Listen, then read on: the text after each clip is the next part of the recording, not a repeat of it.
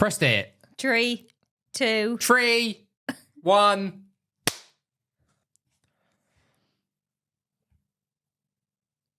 Push for health. Push for health. What do we do here at Push for Health? Pushing your health from the pulls of life. Yeah, what else do we do? What else? What else do we do? Podcast stuff. Yeah, oh yeah. Plenty of that. What else? App stuff. We ask you to embrace your rotten attitude to exercise and nutrition/dieting. What do you prefer, nutrition or dieting? Nutrition. Oh, okay. I don't like the term dieting. Fine. I sometimes when I say nutrition, I think, oh, hang on. Do people look at food as nutrition? Well, nutrition is, when I think of nutrition, I think of goodness. Okay. When I think of dieting, I think of starvation or dying. Right, yes. But I say, just if I say nutrition, it might not, some people might go, oh, nutrition. You're like, well, what does that mean? You say dieting, everyone goes, oh, right, yes. We're all on a diet, aren't we? Yeah, but not everybody is trying to lose weight. They're not trying to diet. Not necessarily, A lot of people no. are trying to build muscle and that. So that is nutrition and getting protein. Hey. Are you the coach, Ben? Can you? I can't. Oh, why can't? Nobody cares about your. Because no one cares about your spaghetti arms. There's a box in the corner there, and it was covering my arm. Oh, Pretty big bloody box. Yeah. Women, fat loss, dieting. But yes, you can come to Push for Health and put on some muscle, put on some mass. Can't you, Fiona? Put on some muscle. But most women aren't looking to do that, in my experience. They're not looking to put on mass. We're looking to tone. So they are always, in some form, some shape or form, dieting. Anyway, that's a massive tangent, isn't it? Yeah, it is. That's what we're doing. So we're here. Come, Push for Health. Embrace your rotten attitude to exercise/nutrition/dieting. And you'll get access to a wonderful app as well. If you're doing online. Yes. If you're in the Herne Bay area or Kent area, okay? If you're there, come. God, I'm loud this week. Jesus I don't have my Christ. headphones in. Oh, I much prefer it without my headphones. No, put your headphones in. No, I much prefer it If we without the can, headphones. please. If we can, please. But it's so much easier. Let's be professional. Thank you. I'll just put one in then. I am. Hello? It hurts my ears. Hello. Jesus. Yeah. I thought I was. But I can hear you There's perfectly energy, fine. isn't it? That's what it's all about. More There's energy, isn't there? More passion. That's good. Well, that's what I say. Is Okay, this is tough. It's episode, I don't know, 12 or 13. I thought it was... We're jumping around the place, but there's energy. There's always energy. Some of the stuff might not be, well, is it wrong? No, I don't think so. That's the stress. Trying to get it right. But there's energy, isn't there, at least? Oh, yeah. That must I'm count to for go. something. Does it not? Yes. Other than, hi everyone, it's Push, the episode of Push for Health. Pushing out from the pole of life. Today we're talking about, let me tell you, you're in for a ride. What do you want? What do you want? You prefer that? You Nice haircut, prefer by the way. this? Ben got his haircut, everybody. Okay, anyway. Oh, So, sorry. if you're I'm in off the on a area, tangent. I offer, we're in the studios. Now, yes, you have to do this a little bit. This isn't woes, Fiona, before you go off on one. This isn't woes. You have to do this a little bit. You have to do this a little bit because someone might have just stumbled upon this. Yes. So you have to have at least allow the first 5 minutes just to 3 hours. jump around on some random topics, but ultimately talk about Push for Health. Yes. I have no I problem think that's with you reasonable, talking isn't it? about push I'm not Ben. woeing. There's Yeah. no woes. I'm just talking about Push for Health. I have no problem with that. Okay. Talk away. Well, that's, yeah. That's it. Oh, I'll great. stop myself there. Excellent. This is a pretty interesting subject today, which is. you're going to take centre stage. So this is Very, great. very interesting subject. Well, it's not actually. It's a bit of a pain in the backside. What have we said about the swearing? I stopped myself, so I did. Well, it's an interesting episode, but it's important. It is. So if it's important, we want to try and get it to the children, which Yes. means no swearing. Okay. I will Okay. try my best, Ben. I'm just gonna shout some random things at you, Fiona. I hate this. No, and no, I can't think on the spot, Ben. Wow. You know that. Wow, everyone's loud. Yeah. Can we not put two in? No, I don't need the two. Thanks. Can I don't we- even need the one. can we No, put- I'm absolutely fine. Thanks for your concern, though. I'm gonna shout some random terms at you. Okay. I need my notes. Aunt Flo, Oh. on the rag, Oh. monthly visitor, That's boring. Crimson Wave, Bloody Mary, Oh, yeah. the Blob. I've yeah. got some experience with the Blob. Different time. Yep. There used to be a guy that I knew at University. Oh, anyway, never mind. Tom.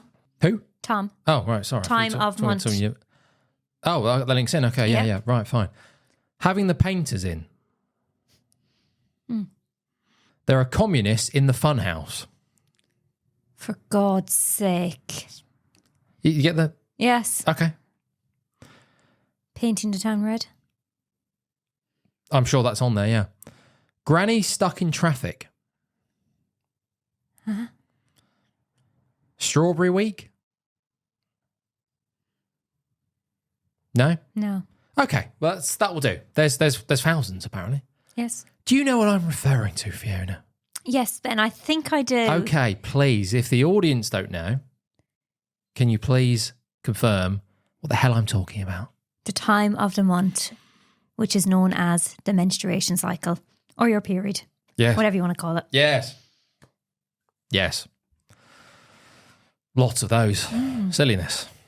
Do you keep track of your cycle, Ben? Well, that's a silly thing to say, isn't it, Fiona? This again, as I said, this is a very serious topic. So let's not be silly. Okay, I do apologise. Minimal Ben. silliness, Okay. if possible. Yep. As a male, I don't have one. So Aren't you bloody lucky? doing more research. I've read, quite a few books now on the topic. You are a female? I think so, yes. Okay. Great. So I thought maybe, because you're going on holiday, because I've allowed you some time off because you've been working so hard for Bushwell Health. You need some time off. Yes. I don't get any time off. I'm here. I'm staying here. This would be pretty tough to do by myself. Not tough. It wouldn't be tough, but it would just be me sitting here going, right, let me tell you about this. And then just start listing stuff. And then, I don't know, trying to give my opinion on it. I just sort of thought maybe let's get someone in who's potentially female, who can relate to some of this. That makes sense, right? Yes, it does. Okay. Yeah. Rather than just me, a 29-year-old man, just going, right, everyone, let me tell you about your menstrual cycle. Ladies, listen in, okay? I'm sat here in the mum's garage, in the Pushwell Health private studio, and here we go, menstrual cycle. Yeah. What is it, Ben? Tell me what it is. Hit me, baby. No, I'm just saying that's how a solo episode might have played out. It might have just not been very good. Oh, okay. Okay, where do we start with this? This really interesting subject? Well, let's start with the origins of the term menstruation cycle. Oh, sorry. Oh, that's right. Sorry. For the camera and for the audience. I'm going to come across as really clever. Yeah, okay. What I've done, we've tried something new this week because there's lots of notes as always. And I don't know why we didn't do this before. I think most shows, maybe they share each other's notes or they at least give one another the heads up as to what they're going to talk about. Yeah, we don't do that. Fiona, look, as I said, she works incredibly hard for Bushwell. And that's why she's going on holiday again. This is what, like year 11th this year? No. It's only June. No. She works incredibly hard for the Bushwell Health brand. But she doesn't really bring a lot to the table. No. On the podcast itself, she does plenty off the table, I away from the rock up. podcast. Yeah. She turns up Yeah. and she listens. In terms of notes, if we shared notes, there's not a lot of notes to be shared on her side. It's 95% my notes. Hey, I've got a podcast. So what I've done is I've shared my notes. So she has an idea what we're going to talk about. But then also I thought, you know what? To give her some notes and to make her feel useful, I don't want to feel useful. I'm just going to let her read some of my notes out. Yeah. I wasn't going to let you read the first part out. I was going to let you just read about the actual cycle, the menstrual cycle, Well, which differs in lengths and times and everything else. We'll get in. Well, you into can that. do that bit then, Ben. Go on. Please proceed. Okay, no, fine. Do you know what? If you want to start from the top. No, you do. You work away, darling. I can't take it all. I couldn't take all the credit. Okay, so you want to just do the actual cycle then? So we're going to go through the different. I might do a few myths. No, I'd like to do the myths. I'll do the Well, myths. why didn't I start and then you jump in? Okay, you've been given the note, so ignore the first couple of bits because they're just random notes. So start from the origins. Yes, well, that's all I've got. Menstrual cycle. What is it? Where does it come from? Why is it called that? So the term menstrual cycle has its roots in Latin. The word menstrual is derived from the word Latin menstrualis. It is what? Sorry.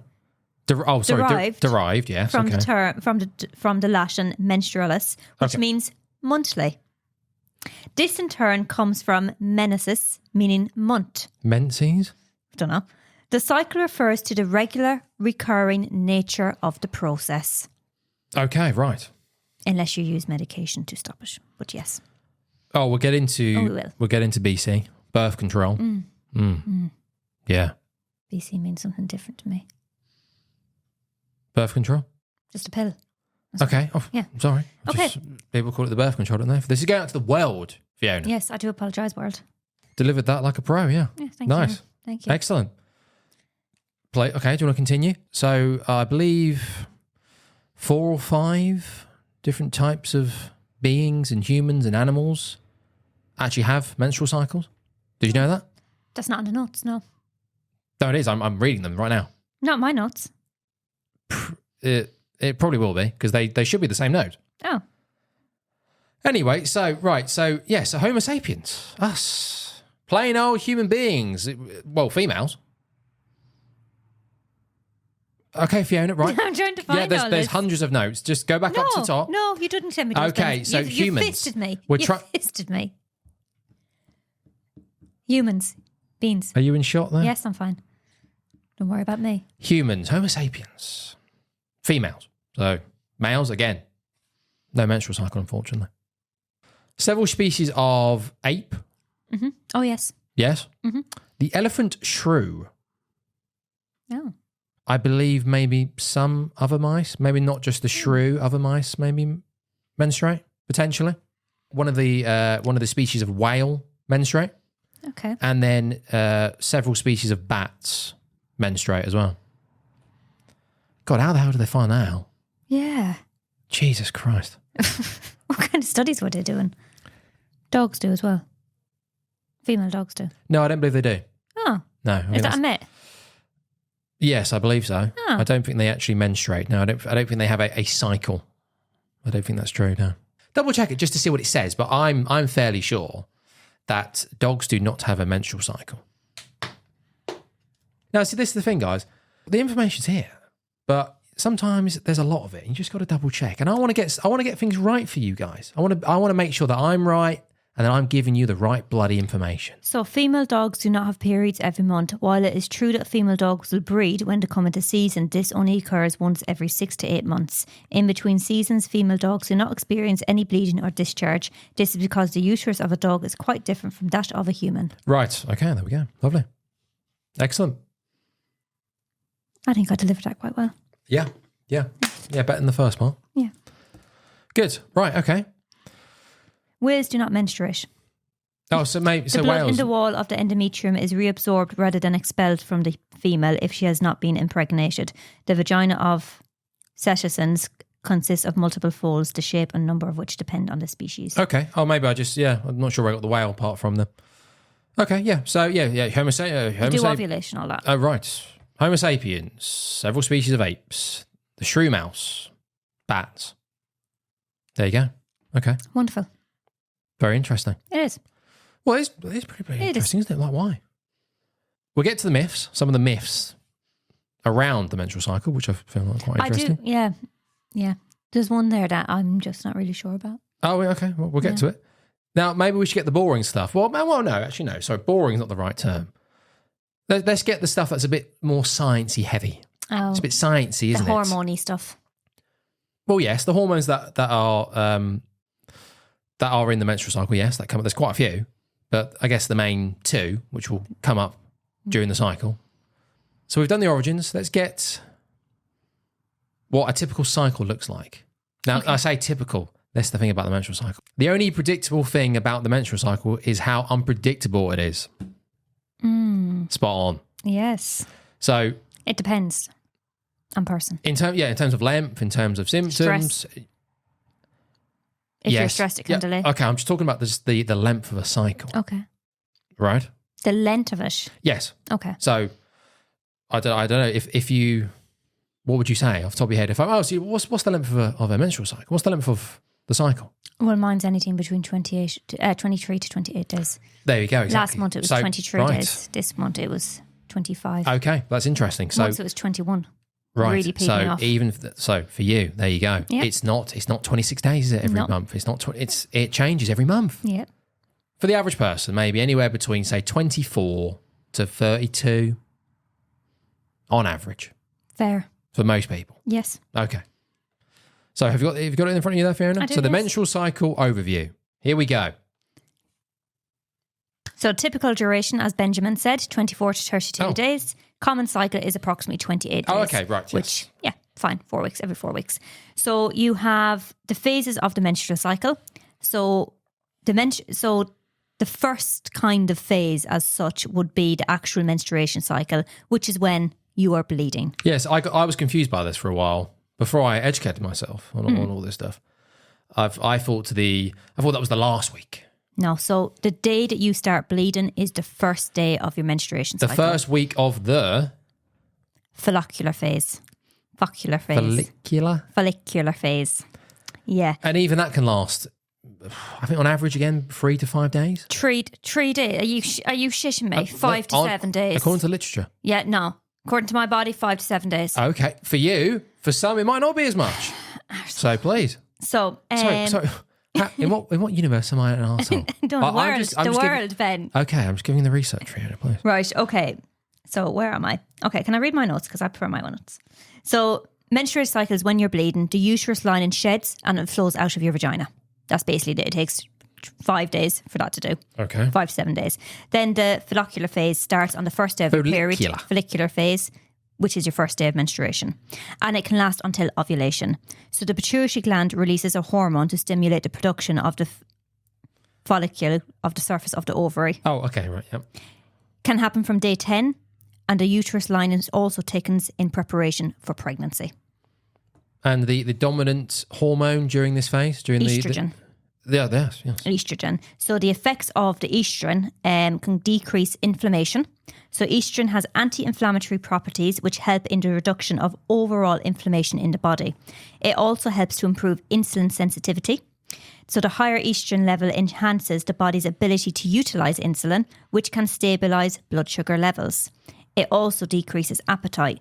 Estrogen helps regulate appetite and may reduce food cravings. Now, funny enough, the decreased appetite and all of my symptoms happens the week before when I'm in my other phase, the luteal phase. It happens the week before for me. Before menstruation? Yep. Yes, that makes sense. Yep. Yeah. Again, not for everyone, but I think that's the week. So that's the tough one. I get my pain and my usual symptoms when I am on my cycle, but my tiredness, my fatigue, my irritability, all of that happens the week prior to my day of menstruation. Okay. Right. Crazy. We'll get to PMS. We'll get to that stuff. But okay, so follicular. 2 weeks. Yes. Is that correct? Before day 14? Again, I think that can differ. It can vary. Yes. It's very different. Before ovulation, right? So if you're on a 14, if you're a person who's on a 28-day cycle, they say that day 14 will be your ovulation day. It should be in between. Okay. And so now we're going to get to ovulation. What that consists of. So the ovulation is, as Ben said, around 14 days into the cycle. So the mature egg is released from the ovary. It moves to the fallopian tube towards the uterus. It happens monthly and approximately 2 weeks before the cycle.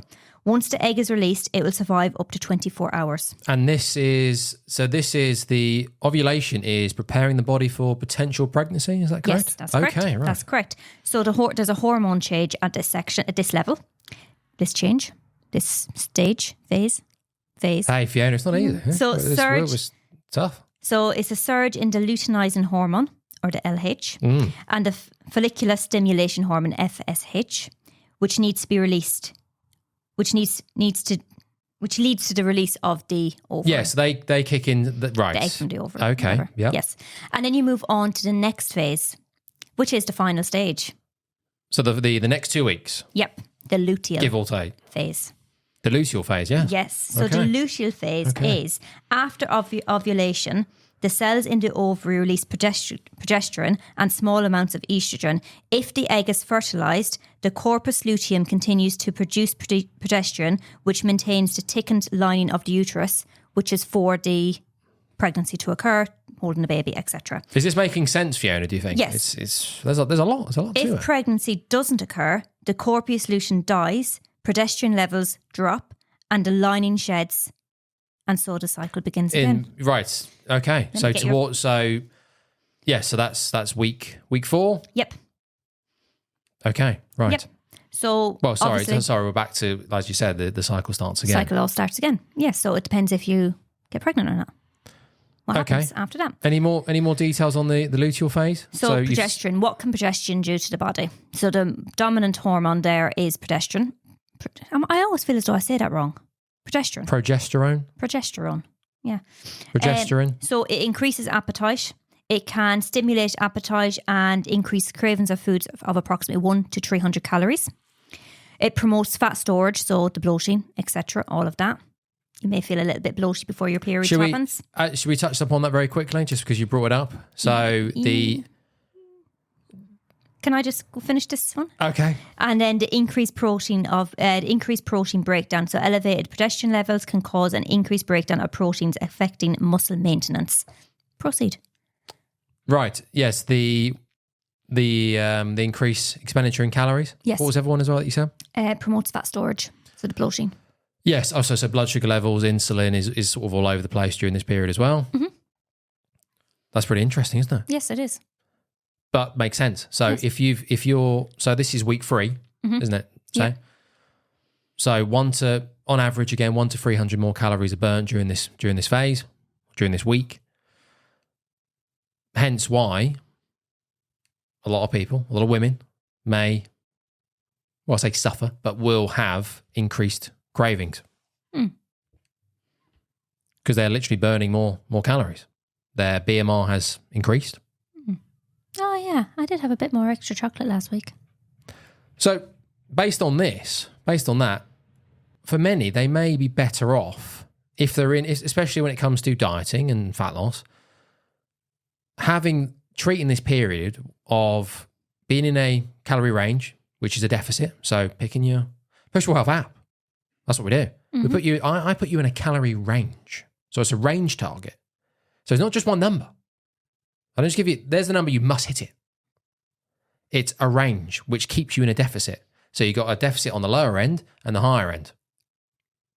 Does that make sense? Yes. Yes? Yes. So you could be, if you hit the higher end, that means you're still in a deficit, but just a smaller one.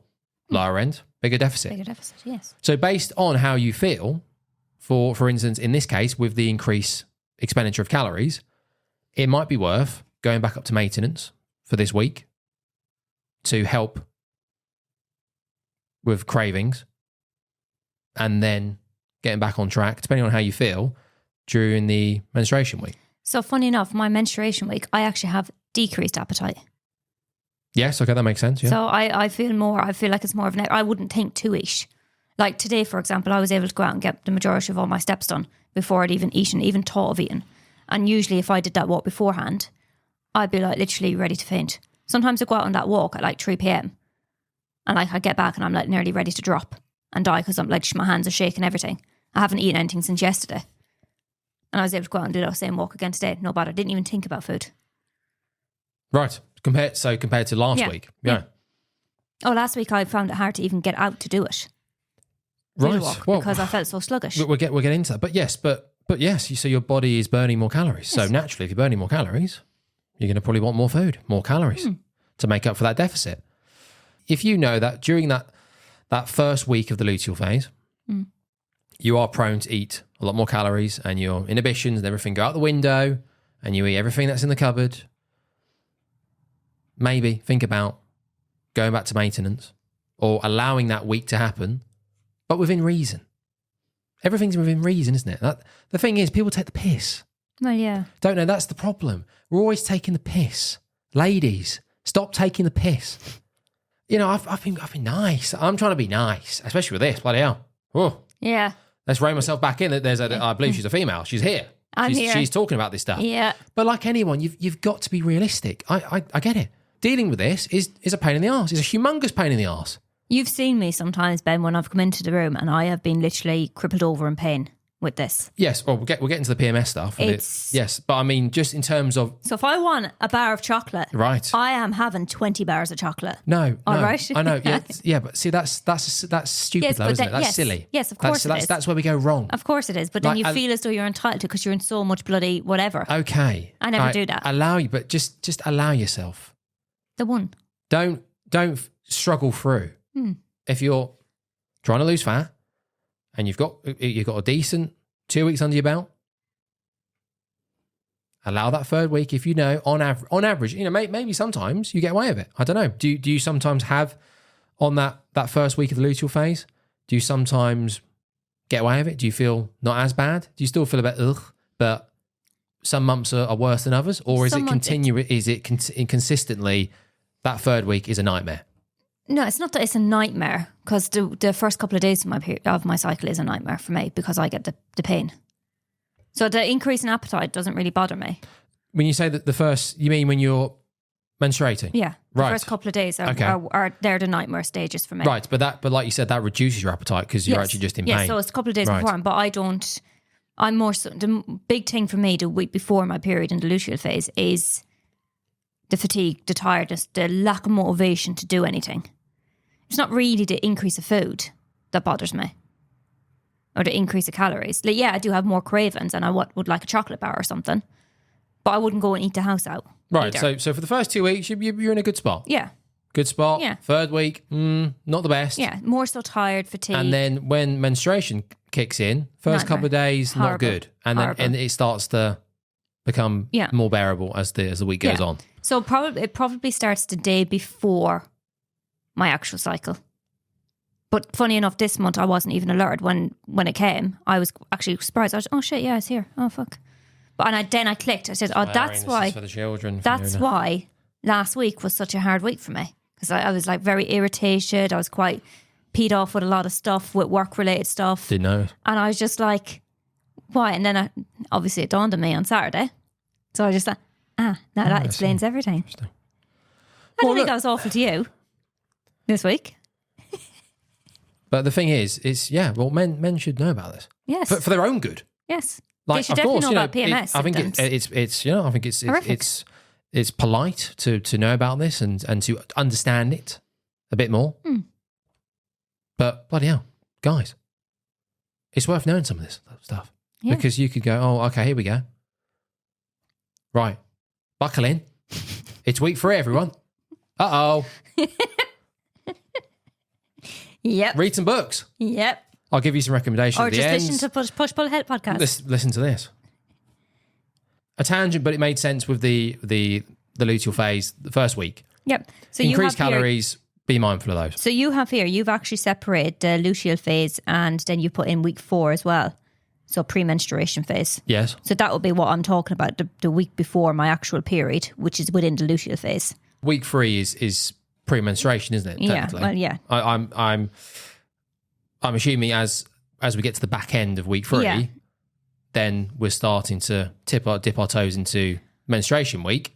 This is so good. Right, so this says here. It's my notes. Yeah, I know, Week it's 4, pretty good. Yeah. pre-menstruation, hormonal changes. So there's a significant drop in estrogen and progesterone levels. So symptoms are mood swings. Fluctuations in hormone levels can affect neurotransmitters like serotonin, leading to mood changes. What did I just say? Couldn't be bothered going out doing stuff. Irritability. Yes. Dopamine, Cramping. serotonin. Yeah, they take Cramping. a bashing. Shut up. Cramping. Cramping. Prostaglandins release during this phase and can cause uterine contractions and pain. More so happens on day 1, 2, and 3 for me. Are you describing PMS symptoms here? Yes, because I get them. Yes. Coordination issues. Hormonal changes can impact coordination and physical performance. Agreed. Physical debilitation. Some women may experience severe symptoms that affect daily activities. Some people can actually be like when I get it, I'm able to get on with it because it's just like there. Like you I've said it to you multiple times before. I feel somebody is pulling my womb out of me. That's how I describe it. It's like literally that pulling, Yikes. cramping, painful feeling. But it passes. And you actually feel that the colour drains from your face when it happens. It is so severe, but it lasts 30 seconds. But this could be constantly ongoing for some. Look, I'm lucky that this might happen maybe 4 or 5 times during the day. Whereas some people has this as a continuous. And it's just like, Jesus Christ. So yeah. Yeah, it's not good. I'm going into people's flows and how heavy they may be. That will differ from person to person, Yep. female to female. Not good. What does someone do who has a heavier flow? Well, they just have. Well, obviously, they'd have to have more regular blood tests as well because then they could become anemic.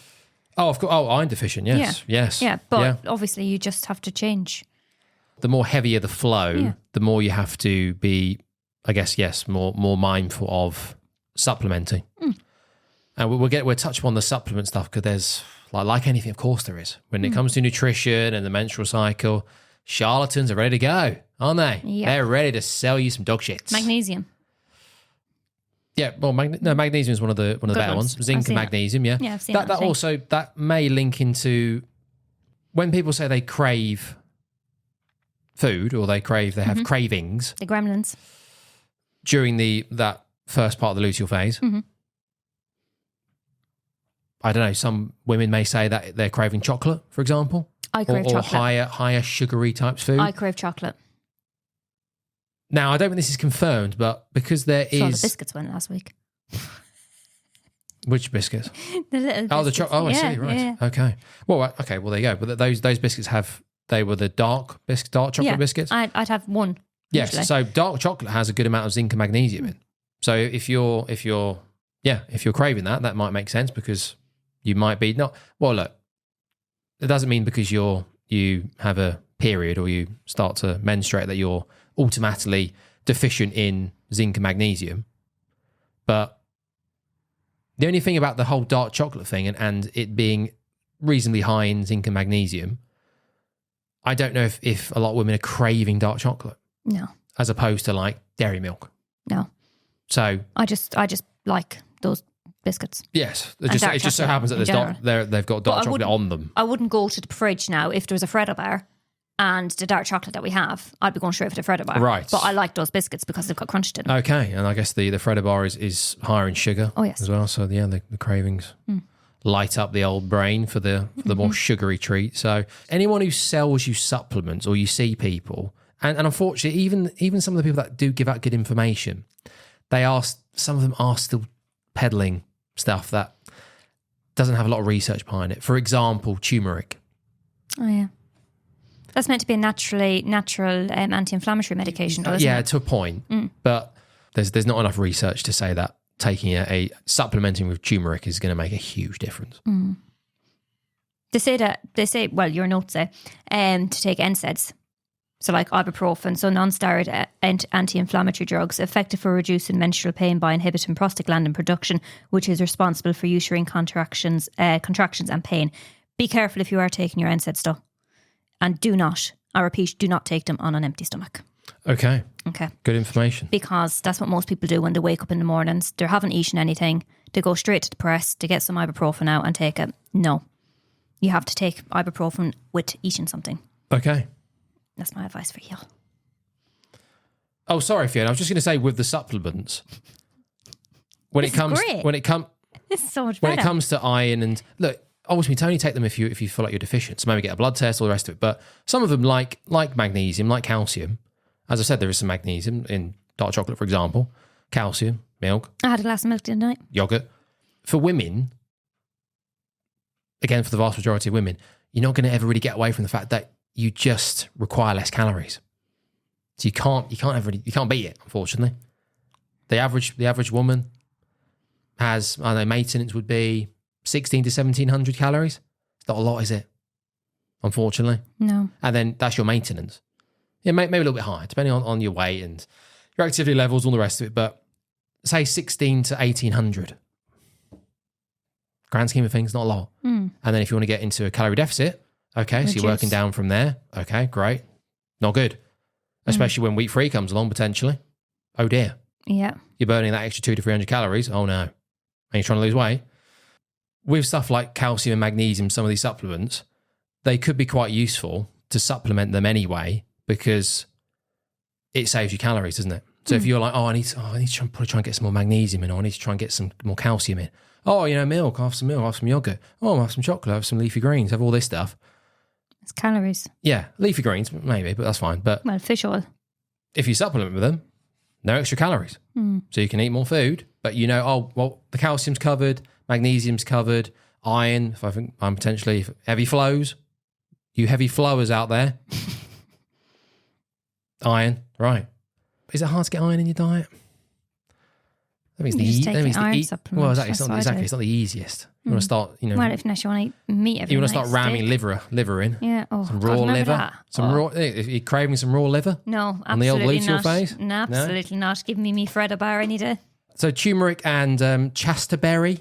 I've never heard of chasterberry. Yeah, I'm not quite sure the ins and outs. I didn't want to get too bogged down with them, but basically anyone who's peddling a supplement that you've not really heard the name of, that is saying if you take this, this will fix your PMS or this will fix your menstrual cycle, and it's and it's like £100. Probably best to just avoid. Yeah, well, the problem is with supplementation, especially expensive supplementation, it does take quite a while to get into your bloodstream as well and into your body to actually see the benefits of it. So you could pay £100 for 30 tablets. It might take 60 tablets for it to actually get into your system to work properly and effectively. So you got to go and spend another £100 in. Exactly. And then you have to maintain that as well. Yes. Yeah, so as always, there's the charlatans ready to go. Charlatans are ready to go to take advantage of people that are overweight, that are trying to lose fats, trying to do it quicker. Menstrual cycle. I've got severe PMS issues. They're ready to take your money. Ready to rock and roll. Okay, so where were we, Fiona? Because that was a massive tangent. It was linked in, but did we finish the... Yes, I finished that section, Ben. We did? Yep, we did. So what we are doing now is we are going to move on about the hormonal effects and training adaptations to the estrogen and progesterone. Do we need to get into that more? Do you feel like the viewers need to know more about estrogen and progesterone? Do we need to actually get into that more? I never really knew much about them. So why don't you just tell me a little bit about them? Just don't go into it in detail. So estrogen is produced by the ovaries. Yes. The functions of this, as we already said, is it decreases the inflammation. So it helps in muscle recovery and reduces muscle damage. It improves insulin sensitivity. So it affects the body fat distribution, as we already spoke about. So it promotes fat storage in the hips, thighs and buttocks, which is typical for ladies. The buttocks.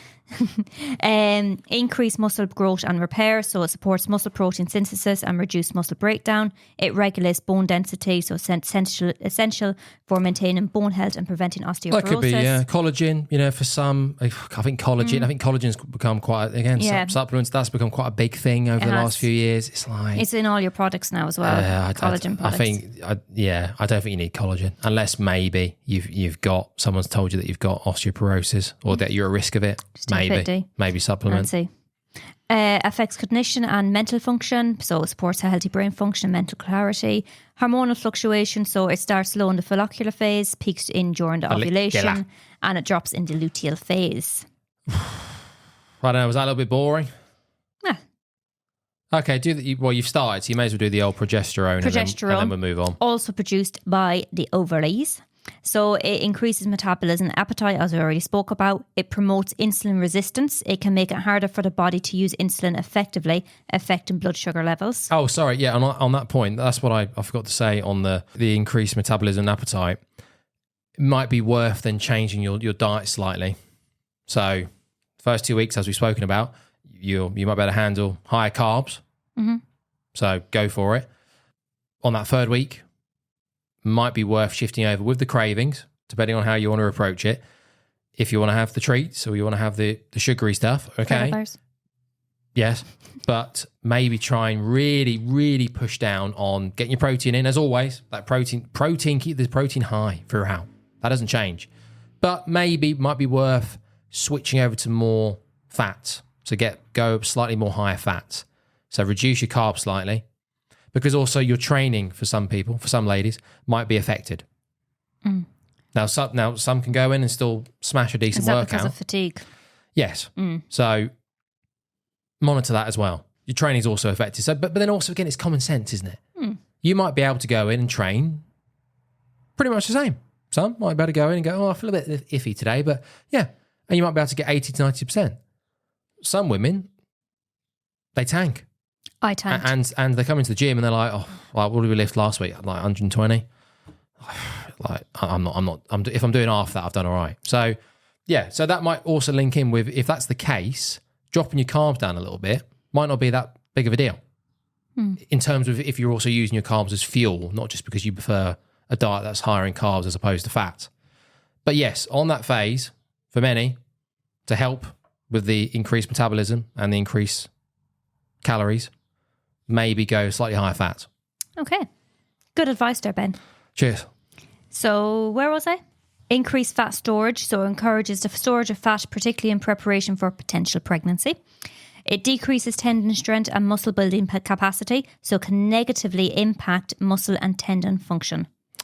Well, yeah, As you were just saying. there's a point, actually. I'll get into that in a minute. Yeah. And the hormonal fluctuations, so it's low during the follicular phase and it's high during the luteal phase. Yes. You've gone back in again here about the functions and the effects, which I'm not going to do. No. I think that's enough. I think that's because there's Actually, so much more. So can I say about the water retention, because that's quite important? Yes. So the water retention. So high levels of estrogen can lead to water retention. So nutritional reconsiderations will be to monitor sodium intake and ensure adequate hydration to manage bloating. Why do we get so bloated? Why? What is it? It is. I know it's later on down the line, but it's so horrible. Yes, there's stuff in. Oh God, look at these notes. God, I work hard for this show. I do. Dietary habits. Oh, there we go. Yep. So why some feel more bloated and experience more bowel movements when menstruating. It's so odd. You literally need to poo a lot more. You really do. Sorry, we're talking about a taboo subject, so women do poo, just to let everyone out there who thinks that is a taboo. That I was lied to. The Banshee. The Banshee in there told me when I was a child, women don't do that stuff. Pretty sure she blacked the toilet today. We do. So. We do. Just to let everyone know. And when we are on our cycle, we do it a lot more. Don't know why. Well, I do know. This is why I've got I believe she's a lady. This is why she's on the show. So, talk about this stuff. Hormonal fluctuations. So their hormonal changes during the menstruation cycle, particularly the rise and fall of the estrogen and progesterone, can affect fluid retention and gastrointestinal mobility. This can lead to bloating and changes in bowel habits. So the prostaglandin production, so the increased levels of prostaglandins during menstruation can cause uterine and intertestinal contractions, leading to cramping, bloating and increased bowel movements, dealing with injury illness. Can cause inflammation and can lead to cramping and bloating. Your dietary habits. So cravings for certain foods, such as those high in sugar, Freddo bars, salt and fat, can contribute to bloating and digestive issues. Hormonal changes can also lead to food cravings that impact gastrointestinal health. So the first week of the luteal phase, because your diet might go to crap, might lead to, ironically, more craps during the fourth week, during menstruation, because you've gone off the wagon, unfortunately. You've maybe eaten a lot more food, you've eaten lots more carbs, more sweets, more and sugar. I don't drink as much. I noticed last week my hydration intake was shocking. Okay. So it all has an impact on your bowel movements, yeah. Insane. When you sit down and think about it and read your notes, it's actually quite interesting. Yeah, I know it is, Fiona. Yeah, Yeah. okay. As I've said from day one, haven't I? Yeah. As I've said from You're day quite one. clever. This is all pretty You're a good interesting. lad. This is all pretty interesting stuff. We'll keep you. Right, I'm not reading any of this other crack now. I thought maybe for this one, because it sort of makes sense, you know, let the person who I believe is a female, let her lead. Why do you say I believe is a female? Let her lead, and then I just interject to go, yes, that's correct, or let me add to that. So maybe we'll have this for the future, for all episodes. You just say the notes that I've given you, and then I go, yes, let me clarify, or let me add some meat to that.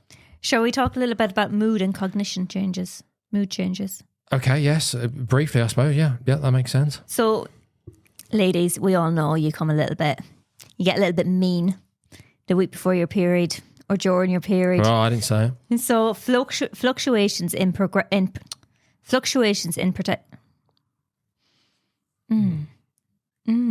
Yeah. Yes, it's not easy, Fiona. The camera's on. You know, we've got I don't care millions about that. watching. The red light's not on, by the way. Where'd you look? So mood and cognition. So mood swings and mental clarity. So fluctuations in progesterone can affect mood and cognition. We all know that. I was extremely irritable. And you do find that, you know, mood can change like that. Oh, right. Quite quickly. Is that because of my cravings or why? You tell me. Probably because of my cravings and the changes in estrogen and progesterone, probably. I don't know about that. Okay. So exercise considerations. So engage in activities that promote mental well-being, such as walking in nature, mindfulness and low-intensity workouts. That's really difficult to do because you said about people falling off a cliff. I fell off a cliff last Thursday. I did not get my 10,000 steps in. Well, and I didn't get home till like late. I touched on with the training stuff, just monitor it. I think after a period of time, especially when you've got a half decent routine going with exercise, you'll know, won't you? A lot of women will know. They will know on average, most months when they get to a certain point, that their training tanks. So they have to then just monitor it. And if they can't lift as heavy as they want to, or they can't run as far as they want to, whatever form of exercise they're doing, just strip it back and just accept it. And so remember, I think there's continue to work out. You don't regret a workout. yes, but just monitor it, don't you? Like there was initially, I think there was a phase where everyone was like, no, okay, so what you need to do is you just diet for 2 weeks and you have 2 weeks off. So 2 weeks of, and I said about maybe bringing it up to maintenance for that week. Maybe. For some, on the third week, maybe based on cravings, bring it up to maintenance. Maybe not. Maybe you can battle through it. Maybe you don't feel that bad. So just be mindful of it. I think once people started to spend a bit more time looking into all this stuff, it was like, oh, of course. Well, it's a no-brainer. 2 weeks of dieting, 2 weeks back to maintenance, because like that first 2 weeks, oh, it's a dream. Luteal phase, oh no, bed bound. It's weird. Terrible. Just stop training. When you were talking to me before about this, I was under the same impression as you were. I thought that the luteal phase was the first phase. No, I had no clue. No. So I just assumed, well, this was before I started looking at this stuff. I've done a degree in this shit. We're just going to show. Well, of course, yes, it's not good, is it? Like nutrition as well. And I'm a woman. Yes, well, yes. A lot of women don't know about this, do they? Yeah. They know it happens every month. They're like, okay, yeah, Here we go. Let's get this done. Saddle up. Yes, same as nutrition. I think, unfortunately, hence why a lot of charlatans are out there. If you look at nutritional books about dieting and everything else, a lot of them aren't even nutritionists. They're qualified in something else. I'm sure they're still quite intelligent. If you hear them speak, you go, yeah, okay, this person sounds like they're a doctor in something. Okay, right, you must have some credibility. But a lot of these people who are talking about this sort of stuff and talk about these topics, they're not even qualified in the topic. Jesus Christ. There was a statistic in this book I was reading recently about the top 100 books in the Amazon charts about diet and nutrition. Actual nutritionists and dietitians, which made up the books that were in the charts, were like 5%. All the other books were made up of just various people who were in different fields who have decided to write a book on nutrition and dieting. What? What are we doing? No idea. No, but if you ask doctors and nurses, well, about nutrition and about this, no idea. Well, I do know a bit about nutrition. Not a lot, though. I didn't know anything about this, to be fair. But then that's just ignorance, isn't it? It's just, it comes, it goes. Well, that's all I need to know. A degree's a degree, isn't it? A lot of this stuff. It's like I've met many people that have done exercise science. Yeah, but if I went they haven't got a bloody clue about anything when it comes to lifting or the gym or progressive. Like, they know about progressive overload. Don't really know what it is, but they've heard about it. Well, I was in vascular. If I was in gynecology, it'd probably be a bit different. You'd hope. Yeah, you'd hope. You'd hope. You would hope. Yes, but it's a lecture, isn't it? This is a lecture, basically. You go, oh, that's interesting. And then it's like, right, come to the seminar and talk about it a bit more. Yeah, maybe. Read this book. No, don't do that. I'm going out. That's it, isn't it? Yep. Thursday night. Okay. Are we going into the detailed luteal phase and the preparation for pregnancy? I don't know. Do we need to do that? I don't know. Let me get some of this stuff done first. Yes. Just to top up what we talked about. Please, work and away. then we'll talk about the pregnancy show is yours, stuff. Finn. It's not my show. Progesterone remains low during the follicular phase of the menstrual cycle and has little to no effects at that time. Oh, okay. So I think this is to do with the fact that I think estrogen is the one that people go, oh, estrogen's a pain in the arse. But I think what I'm about to say with this is progesterone is actually an even bigger pain in the arse. Okay? Yes. Okay. I think the both pains in the arse. During the luteal phase, following ovulation, progesterone starts to increase gradually, reaching a peak halfway through the cycle before decreasing again prior to menstruation. As I described, as much as estrogen needs to get the blame for so many aspects of women's fat loss issues, progesterone is of far more importance. Not only does it have its own profoundly negative direct effects, it also acts to cancel out estrogen's mainly positive effects, essentially doubling its negative effects in this regard. What an asshole. Right, so that was progesterone. Yes. Fine. You can see that the average body weight is changing from week to week during the month, with the lowest value occurring in the early follicular phase and the highest in the late luteal phase. Yeah, so we touched upon weight fluctuations. Yep. If you're going to weigh yourself, which I think maybe for some might work, if you're going to use that one, make sure you weigh yourself every day. You got to weigh yourself every day. If you're just doing it once a week, it's not going to work. It's not going to work. So if you don't want to weigh yourself every day, don't do it. Full stop. But based on the weight fluctuations throughout the month, there's no point comparing what you weigh during the first week of menstruation to the last week, is there? No, Because we're going to be more bloated. chances are, even if you stuck to the diet and it's great, it's going well, done your exercise, nutrition's on point, Water the weight's going to be retention. right. The weight's going to be higher. So all you can do is compare it from week to week. But you'll be pooing So more. if you do a month, all you can do is compare week 4 to the next week 4, week 3 to week 3. Do you see what I mean? Yes. Then you'll see the true value, won't you, of the actual weight, if you're going to start doing the daily weighs. If not, don't worry about it. I might go so far as to suggest women avoid any measurement during the last week of the cycle due to the large increase that can occur, which can be extremely psychologically stressful. In practice, that would mean only tracking for 3 weeks out of the month. Perhaps the biggest point of this table, okay, you can't see the table, is that comparing any individual week of the cycle to any other individual week is rather pointless. Okay, yeah, basically, this is just saying what I've just said. Yes. Okay, right, fine, great. There you go. Excellent. So track for 3 months of the week and maintain for 1 week. You're not saying don't completely track. You're saying still stick to it, but I'm saying based allow some on flexibility. based on the logistics of what happens for many during that third week. If you're continuing with the daily weigh-ins, maybe do them, but then obviously you have to compare week 3 to the last week 3. There's no point comparing it to week 2.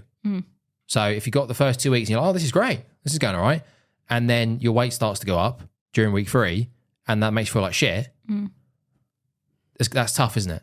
So it's almost like, well, either do it the whole month and you do it for a couple of months and then you just compare the weeks so you know that you're going to put on weight, but you know it's going to, if you know that if you stuck to your diet and your exercise, you know it's just the way it is. Or if you've got to that week and the cravings have taken control and you've eaten way over your calories, heavier than you were last week, you know, don't you? You know. You can't blame the menstrual cycle. You can't blame hormones. If you've eaten all the Freddo bars, you know what's happened, don't you? Okay. I'm sorry. When women gain fat, it tends to be in both the upper and lower body, with the gained upper body fat being redistributed to the lower body over time frames. When they lose fat, proportionately, more of that fat will come from the upper body, as it is easier to metabolize. When fat is regained, there may be proportionally greater increase in her lower body fat, with levels increasing above their pre-diet levels. Over several cycles of yo-yo dieting, that alone has the potential to lead to proportionally greater lower body fat levels. Is that why people are more bigger on top then? I assumed when it came to women that most women would carry more body fat on the lower part of their body, hips and bum, stomach maybe. But I don't think that's necessarily the case. But the thing with this, does that make sense? I'll finish it off. But in regards to the yo-yo dieting, so if you're putting on weight constantly and then dropping it again and putting it on again, yes, you're going to be creating more fat cells. But then also, the weight that you're putting on with that yo-yo dieting, the chances are the weight will go more to your lower body. So you're going to start storing that fat and that weight more in your lower body as opposed to your upper body. I thought it'd be Based on the yo-yo dieting. Yeah. So if you drop down, you go, oh, great, yeah, I'm feeling good. And then you go, oh, no, right, off the wagon, the fat that you put on again, the chances are that it might start storing more on the lower body as opposed to the upper body. But then again, it's genetics, isn't it, as well? So that might be the case for many, for others not. Hence, I guess why there's a lot of women, or maybe these women who were quite lean were yo-yo dieting, maybe it happened to them as well. But you've got women who walk around with six packs. Yes. And these aren't just women who have starved themselves. These some genetic freaks are just women who have got six packs. Just don't carry a lot of fat around their stomachs. I don't have a six pack, unfortunately. Right. There's more, of course, but there's always more. So much more, but without getting too bogged down. Do you want to briefly touch on anything else on those notes, Fiona? Amenorrhea? Yes. Oligomenorrhea? Yes. Very briefly, just what they are. What we don't have to touch upon them too much, but just what they are. Just so people know. Might briefly go into maybe some of the people that might, some of the people, so people, women, might go into who might potentially suffer from them more than others, or the reasons as to why they might have these conditions, depending on their lifestyle and their type of diet and what they're doing. I don't have that information. Oh, you don't? No. Right, so oligomenorrhea is infrequent menstrual periods, typically more than 35 days apart. Mm-hmm. Amenorrhea is the absence of a menstrual cycle for 3 or more consecutive cycles in women who have previously had regular periods. Ah, okay, so that's, yeah. So oligomenorrhea is infrequent. Yeah. Amenorrhea is the complete... Stoppage. Yes. Okay. But a lot of people who have got PCOS, a lot of women who have got PCOS might also suffer from infrequent menstrual cycles. Yes, that's one of the symptoms. Getting pregnant. Yeah. They can have really, really heavy. What's it called when you have really heavy cycles? Really, really heavy. What's the term used? You tell me. I can't remember. I don't know the word. Really heavy. It's like the same word that you use, all those same words that you use, but what is it? Another form of? Yeah. You can have. Is it when you have like almost diarrhea type periods? Oh, it's menorrhagia. And all right. Okay. Yeah. So is that when you almost have like periods. a diarrhea type period where it's really, really thick? Well, right? I think that's a thing. Well, it's just constant. You can have cycles where literally it's blood clots coming out of you. Yeah. Not good. Yeah. Not good. Yeah. Yikes.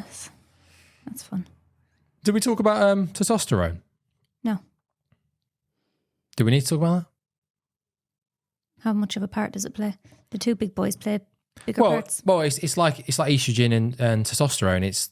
They're present in men and women. That's what I guess. Yeah. You don't associate that. You don't associate estrogen with men, and you don't associate testosterone in women. But no, they both have. Depending on different people, I think it can be. I think the number's like anywhere between 1/30th or 1/10th of testosterone is in the average female. Because you have like some women who have got higher levels of testosterone, haven't they? Yes. So, yeah.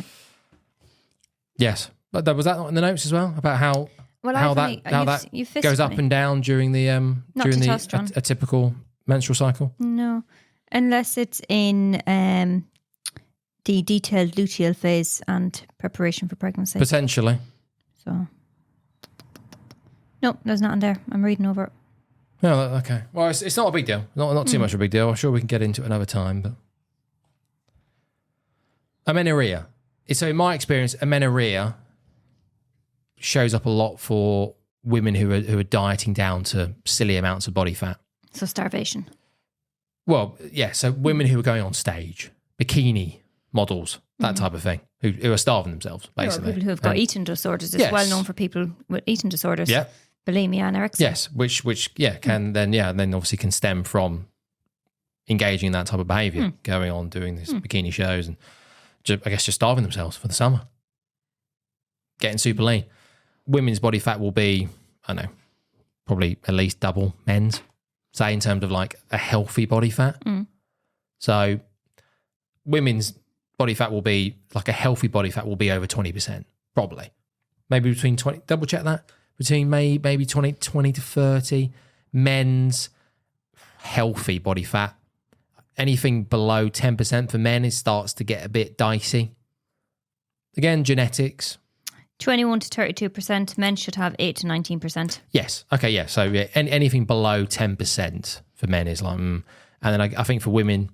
21 to 32. Yes. So you start getting below 20%, it's like, okay, getting pretty lean now. Men below 10%. Okay, yeah, getting pretty lean now. Some people just walk around at 10%, at 8%.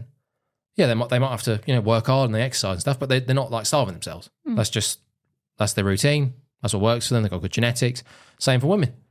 Women who have got six packs or who are just naturally lean, yeah, they might be exercising, they might be working hard, but they're not starving themselves. So they might be walking around at 18%. You think, oh, bloody hell, okay, she's not a lot of body fat there. Yes. What was my point on that? Not sure. Oh, because we're talking about amenorrhea. Oh, yes. There you go. So we just touched upon briefly the healthy body fat. So yeah, if women are getting down to close to what, well, if women are getting down to like, I don't know, 15. Jesus, yikes, not good. The grandmother hypothesis is a theory in evolutionary biology that suggests the presence of post-reproductive lifespans in humans, menopause, is advantageous because grandmothers can contribute to the survival of their grandchildren. This investment in the next generations can lead to the reproductive success of their own offsprings. Key points. Post-reproductive lifespan. Unlike most animals, humans and some other species, as Ben said at the beginning, have a significant lifespan after they stop reproducing. Grandmother's role. By helping with childcare, foraging and passing on knowledge, grandmothers can enhance the survival rates of their grandchildren. Evolutionary advantage. The assistance provided by grandmothers can lead to increased reproductive success for their children, ensuring that their genes are passed on to future generations. Oh, so yeah. Well, we should have probably kept that for the menopause episode, Yeah. really. Well, we can So put it back basically, what it's saying is that going into menopause, because I guess like menstruation and the menstrual cycle, it's like, oh god, why? Why have we got to do this? It's terrible. It is. And then menopause. But yeah, we'll get into that. Terrible. Not good. Really not good by the sounds of it. Terrible. Why have we got to do that? But with this paradox, okay, makes sense. Yeah, it does. So so you get to a certain age, you stop having kids, so you can help look after your grandkids. All right. Yeah. That's Where pretty did much this- it, isn't it? Where did this come out? This grandmother paradox? I read, Fiona. Oh, God, I haven't done Read Around the World. Oh, I've been so many notes, so many It's studies. fine, Ben. Oh, God. Fine. No, it's the best part of the show. Okay. They love it. Okay. I'm sure you can pull something out of yours. But that's based on biology, like you said, on our ancestors, on going back. So, yeah, but no. Well, they do that in Okay, that lots makes- of foreign lands, don't they? Where, you know, when you have children, your parents would stop working and they would look after your children for you, and then you would support the whole family. Yes. That's what they do. Makes sense, doesn't it? Yeah. Because if women could just keep having kids, Yeah. just too many of them. Yeah. Who's looking after all these kids? Grandparents. Right. But if the grandparents could just keep having kids, problem. They're like, problem. sorry, I've got more kids. I've got your siblings I've got to look after. I can't look after the grandkids. Interesting. Very interesting. That makes sense? Yes, it does. Okay. Do you want to talk about Reds No, in sports? you can talk about that. Okay, so REDS, relative energy deficiency in sport. Is a condition. Right. Is a condition that arises from an imbalance between energy intake and the energy expenditure required to support health, function, and daily living activities. It is particularly relevant in female athletes and can have significant implications for overall health and athletic performance. The concept of REDS broadens the scope of what was previously known as the female athletic triad: disordered eating, amenorrhea, and osteoporosis, to include multiple body symptoms affected by energy deficiency. Yeah, pretty interesting. Does that make sense? Not really. I just read it. I didn't really take it in. So you have to be mindful. Yeah, like I said, it's about mainly athletes or people that are very active. It's yes. if now if you're starting to get into a deficit, yeah. you've got to be mindful of being in that calorie deficit as opposed to the energy deficit. Yeah. It's the amount of calories and energy that you're burning, consuming whilst exercising. So if you're TDEE, all the calories, if you're consistently below your maintenance or where you need to be, and you're there's a lot of sports and there's a lot of activity going on, and you're basically in a really low, in a constant like extreme deficit almost, because you're eating but you're also doing a lot of activity and a lot of exercise, and you're not eating enough to fuel your body. So you're in a calorie deficit, but you're also in an energy deficit compared to where you need to be to keep going. And then that's where all these problems come from. before if you're doing a lot of activity, if you're exercising for hours a day, if you're an athlete, which can then lead to, like we saw there with the disordered eating, the amenorrhea, osteoporosis. Okay, interesting.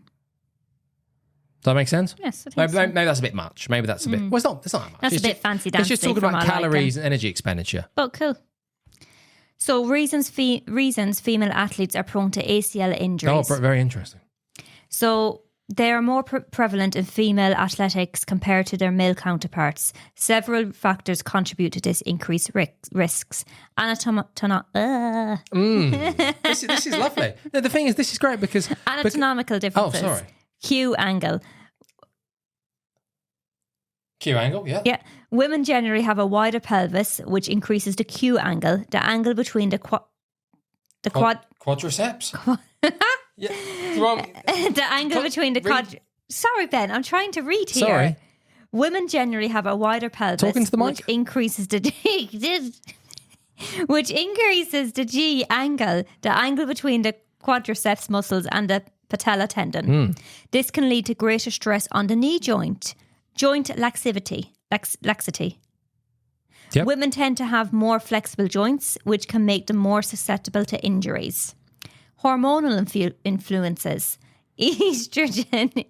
They're there again. Hormonal influences. Estrogen and progesterone fluctuations in hormone levels during the menstruation cycle can affect ligament laxity and neuromuscular control. Higher levels of estrogen, particularly around ovulation, can increase ligament laxity and decrease tensile strengthening, making the ACL more susceptible to injury. Isn't that so interesting? We got there. Isn't that so interesting? Yes, that is. So I think there's a big thing with the was it the England women's team? I think Maybe I should read that again. Just actually female players, football players in general. Can I where read a lot that again? Yes, okay, but a lot of them are getting ACL injuries, and well, I think they're doing more studies to find out why. Well, I think we know why. I guess maybe they're doing more studies to find out ways to potentially stop it. Can you cut that bit out and I'll read it again? Because I feel it's a bit better read properly. Oh, so it was interesting, was it, Fiona? Yes, it was interesting. Okay, right, yeah, well, time's getting on, but yeah, no problem. So anatomical differences. Q angle. Women generally have a wider pelvis, which increases the Q angle, the angle between the quadriceps muscles and the patella tendon. This can lead to greater stress on the knee joint. Joint laxity. Women tend to have more flexible joints, which can make them more susceptible to injuries. 2. Hormonal influences. Estrogen and progesterone. Fluctuations in hormone levels during the menstruation cycle can affect ligament laxity and neuromuscular control. Higher levels of estrogen, particularly around ovulation, can increase ligament laxity and decrease tensile injury, making the ACL more susceptible to injury. I think the first time was better. Tensile strength. What did I say? Decrease tensile strength. Yes. Yeah, that's what I said. Whatever was written here, I said. Okay. Not quite, but yeah. Yeah. This might be a new era for the show, Fiona. This is all the lies and the camera. It's stress, but it's reading it as well. By the time I've read half of this stuff, especially for the last 3 or 4 episodes, because it's heavy, it's sciencey. Can I just tell everyone that I am dyslexic, so reading out loud is not very good. It's not very easy for me. Excuse me. By the time I've read through it, I'm exhausted. Then I got to talk about it. And also when I'm reading through it halfway in, I'm like, all right, hang on, let me stop there. It's actually a good way to control it, isn't it? Probably, yeah. And it just takes a little bit of stress off me because then I can just go, right, you've done the sciencey stuff or you've got that bit out of the way. Okay, now I can talk about the facts and I can give my opinion. Right.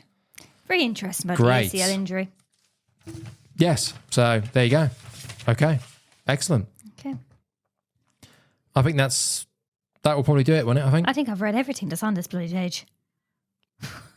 Okay, you may as well just do the pregnancy thing if you want. It's there, isn't it? You may as well just finish it off. Do the preparation for pregnancy and then the film. Thumbs out again. So the detailed luteal phase and preparation for pregnancy. Lovely. So the corpus luteum formation. After ovulation, the empty follicle transforms into the corpus luteum and secretes progesterone and some estrogen. 2. Progesterone's role. It maintains the endometrial lining, keeps the uterine lining thick and nutrient rich. It prevents uterine contractions, reduces the likelihood of the uterus contraction and dislodging a potential embryo. Estrogen's role: supports endometrial lining, works with progesterone to ensure the lining is suitable for implantation, promotes blood flow, increases blood flow to the endometrium, provides oxygen and nutrients. If fertilization occurs, implantation. The embryo implants into the prepared endometrium about 6 to 10 days after ovulation. HCG production. The embryo produces HCG, which signals the corpus luteum to continue progesterone production until the placenta takes over. If fertilization does not occur, the corpus luteum degenerates. The corpus luteum breaks down, leading to a decrease in progesterone and estrogen levels. Menstruation. The drop in hormone levels causes the endometrial lining to shed, resulting in menstruation and the start of a wonderful new cycle. Well, it's just, yeah, I don't know. Maybe listening back to this, some of this might be like, oh, bloody hell. Yeah, because I trip over my words. No, but it's like the alcohol episode, isn't it? When you get into the science, I don't know. I need to probably what I need to do in the future when it comes to this sort of stuff, I need to do some like analogies or something. I need to go on ChatGPT or something and feed in my notes and go, can you do an analogy, or can you turn this into a bloody storybook or something? When it comes to yeah, probably. So the little baby can read that. Yeah, that makes sense. I don't know why I've not done that. Yeah, I should have done that. It's because every time I use ChatGPT for anything, even the most simplest task, it's just unbearable. Can't stand it. I never used it. It's treating women as smaller men when it comes to training. How do you mean? So if you come in, you're a female, I believe. I think so. Okay. So you come in and I'm training. Clive's in. Clive's just done some deadlifts. Hi, Clive. 200 kg. I'll play on Clive. Is he grunting? But for 200 kg, yeah, probably. Fist bump, great. Good session. See you next week, Clive. You come in. Oh, hi, Fiona. You're right. How you getting on? Oh, I'm a bit ratty this week. Oh, Christ, all right. I've got no idea. I'm like, oh, what's that problem? I was like, yeah, you come in. I'm like, and you're always a bit ratty. Oh, what's that problem? She always comes in, she's got a bad attitude on this session. Why? At this time? What's going on? I've got no idea about this. And I'm like, right, load up the bar. Okay, you know what, we're gonna lift heavy this week. Here we go. Oh, I don't know. I don't really fancy it. Well, let's just give it a go because we hit this number last week. So come on. 110 on the bar. Here we go. 5 reps. And you can't do 1. What's going on? Have you been sleeping? Have you not been on the Push for Health app? Your nutrition, get your protein in. I've had too many Freddo bars. What are you doing? Coach. I don't understand, do I? I don't get it because I've just looked to you as just a smaller version of Clive. Same exercises, same stuff. There's a whole lot of stuff going on in here. You're just doing less. It's like, here she comes. Right, Fiona, smaller version of Clive. There's the bar. Let me take a bit of weight off because you can't lift as much as Clive because you're a woman. There you go. Not good. That's why you do this podcast. Yeah. You educate yourself. Push, pull, health. There are physiological, neurological, and psychological differences to begin with, and that's just the baseline. During the course of the menstrual cycle, anyway, I don't need to read all that. It's fine. That was the overriding point. Well, very interesting, Ben. Thank you for educating me on my cycles. Okay. I know when I'm ovulating. Did we touch upon that? There's a... How long does that last for? Sorry, the peak ovulation? 24 hours. 24 it's 24 hours. 24 to 48 hours. I see. So that's when you see like the TV shows and the films and all this, or people who are trying to get pregnant. They go, right, I've got this time window. I'm sort of just doing stuff at the moment. That's when people don't do it for fun anymore. They don't do it for enjoyment. They're like, no, we're trying for the child. Oh, okay, all right. I just got back from the gym, a bit sweaty. No, I don't care. In you come. Oh, I'll be in Ireland when I'm ovulation, unfortunately. Oh, dear. Oh, darn it. Darn it. I'll trap your ass. Huh? Sorry? What? Nothing. Children. It's for the children. What are we saying? Sorry. Okay. So basically, yes, lots of differences. Please. Lots of differences. Men and women. Yes. Guys, personal trainers, everyone out there. I hope this has been educational. Stop treating women as smaller men. A lot more to it than that. Yes. Yeah? Agreed. That's it, isn't it? Yes, that's it. Right. Introduce the movie, Ben. What's the title? Oh, I don't do that. That'd be ridiculous. No, introduce it. What's the title?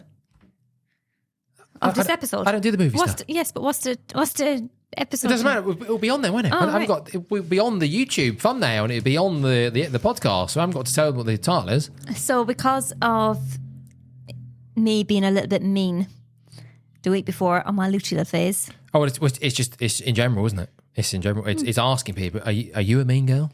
Are you a mean girl before your period? Can you be a mean girl? Can you? Whatever. So we did Mean Girls. 2004, 7.1 on the IMDb. I haven't got notes here. You're going to have to just read out the notes and I'll have to just give an opinion. I haven't got any notes on it. A naive teenager transfers to an American high school after years of homeschooling in Africa. She quickly befriends two outcasts, with the trio forming a plan to exact revenge on Regina George, the leader of a clique known as the Plastics. Oh, the Plastics, yes. Mark Waters directed this movie. I'm not sure who that is. What else has he done? Mr. Popper's Penguins. Oh, Jesus Christ. Of course he is. Ghosts of Girlfriends Past, Just Like Heaven, and Freaky Friday. Right, yeah, quite the run with those type of films, yeah. Yeah. Okay. Yeah. Freaky Lindsay Friday. Lohan plays Katie. Jonathan Bennett plays Aaron. What's he been in? He hasn't been in anything. Everything that he's been in looks like it's flopped. I think he was in some of this stuff in and around this time. Mm-hmm. I don't think. Wasn't Lindsay Lohan in Freaky Friday as well? Yeah, Freaky Friday. Right. Rachel McAdams as Regina George, Lacey Chabert as Gretchen Wieners, and Amanda Seyfried as Karen. We all know Amanda. Not a big fan of Amanda. Mamma Mia. Oh, Here I go again. right, exactly. Yeah. Mama, God. I get it. Do you know, so this movie is actually based, so Tina Fey was the screenwriter for this movie. Tina who? Tina Fey? Tina Fey, yeah. Yep.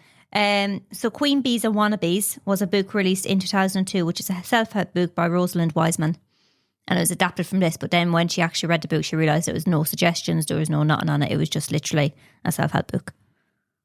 It wasn't like a story or anything. Okay, so she adapted a story from that book. Yep. Right. Budget was 18 million. Guess how much the box office was? I'm assuming it stormed it, so I don't know, 150? 130.1 million. Oh, okay. You overestimated yourself, Ben. Right. That's, yeah. Well, it's, So that's it. Well, it's all right, isn't it? It holds up, I suppose. It does, because it is. I can only imagine what high school is like now with mean people. Well, didn't I touch upon this when we were watching it about Yeah, I couldn't high find school anything. No, I mean just high school and secondary school. Yeah. Because you see you watch a lot of these American films based in high school. Well, it's I all never went to freshmans. high school. I went to secondary school. So yes, it's always clicky. There's always cliques in every school you go to. Yeah. I guess there are the jocks cool kids, and the plastics cheerleaders. and the geeks and Yeah. I don't know. Maybe that it does exist in. Well, no, of course it's not that it doesn't exist in the UK and other schools in other countries. I don't know. I guess maybe it's just so commercialized in America that you see it so much more, and you don't. I don't know if the UK, for example, we actually label it. Well, you Everyone's don't see it as much anymore. It's not as easy to identify over here because everyone's in a school uniform. Oh yeah, what? Yeah, Yeah. Is there not a lot of school uniform going So on in in those America, schools? no, they don't have school uniforms unless it's a particular set of school. But so then obviously, if you've got your nerds, if you've got your rich kids, if you've got your, I don't know, plastics, if you've got the art kids, everyone's going to wear a certain type School of clothing. uniforms. So, Yeah, I didn't think about so that. it's not. yeah. It's probably not Right. as notable here as it would be over there. But You think those based cliques- on the school uniforms? Yeah, I think that plays a huge part.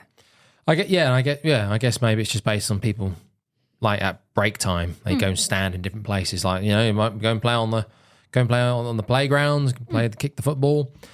Yeah, I sort of had like a few groups.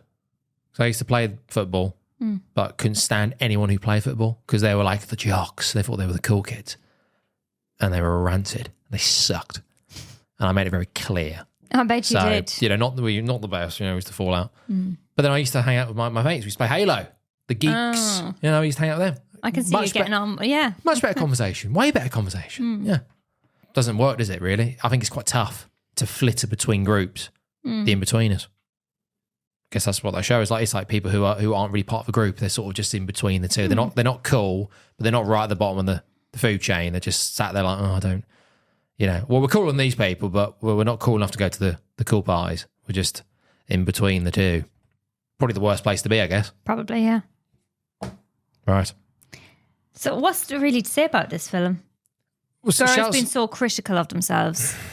So, like those beautiful girls standing in front of the mirror saying, I've got man shoulders, I've got big pores, I've got bad breath in the morning. Everyone has bad breath in the morning, Lindsay, come on. It's just, they're so good. Like, you do think, what is it like nowadays?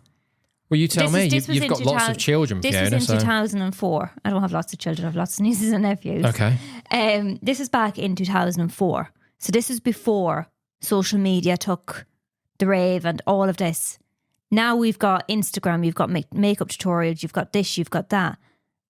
What the hell is going on now? I'm hoping some schools in America ban phones, maybe. Do you have to drop the phones off before you come in? Maybe. Is that a thing in America? I'm sure some schools do. Is it? I don't know. But even still, just like dolling yourself up to go to school as well. Do you not do that? I have to say, yeah, there's with my office at the moment, yes. I don't know if I've touched on this before, but yeah, watching some of the school kids, not in that way, I'm just looking out the window, I'm just taking a break from doing the stuff on the computer. That some of the skirts are just extraordinary. Yeah. It's You really can actually see a lot. see what they had for lunch. Yeah. It's just... What an awful phrase that is, isn't it? Sorry, this is meant for the children. Yes. This yes. is Move on. just an awful phrase. But I don't really want to be But not walking good. down. Not good. I don't want to be walking down to get me pint of milk. And I don't want to see somebody's asshole. I'm sorry. I don't want to see it. And like, are you not cold? I'm still in my leggings. Did not feel, well, I don't. That's Well, it's the problem. tough though, isn't it? When I was younger, I there's didn't feel the cold. I'm sure there's a lot of kids that don't want to be wearing the skirt like that. I just want to just wear a skirt. But if you their can friends are there going, God, your skirt's by your knees. Get that pulled up. They're like, oh. Yeah, but you can see all how right. badly it is rolled up as well. And it's just like, really? But anyways, Well, there's a new Mean Girls, isn't there? yeah. Wasn't there a Mean Girls musical? 2. Then there was a new one, which I think sort it of, flopped. well, I sort of thought I was going to suggest we watch that because it sort of makes sense, doesn't it? Because yes, that would have been a lot about the Gen Z and social media. I'm assuming it would have included an old Tina Fey's in it again, but yeah, no, I couldn't stomach it. No, I think the kids seen it in the cinema and they didn't like it. Oh right, So because that's Oh, dear. the problem. That's the problem. It goes from one extreme to the actual other, where everything's then about the Facebook, it's about whatever. I haven't seen the film, so I don't know. But I'm assuming it's gone from another extreme where it's The gone to Facebook. OTT. well, it's a musical, isn't it? I have no idea what it is. Oh, yeah, well, it's based on the musical, so I'm assuming the film's also musical. I don't know. It shows, this film does show how bitchy girls can be, women can be. Oh, it's terrible. It's terrible, isn't it? Like even just the example of, the Oh, we mother's, didn't do the myths. the mother's boob job.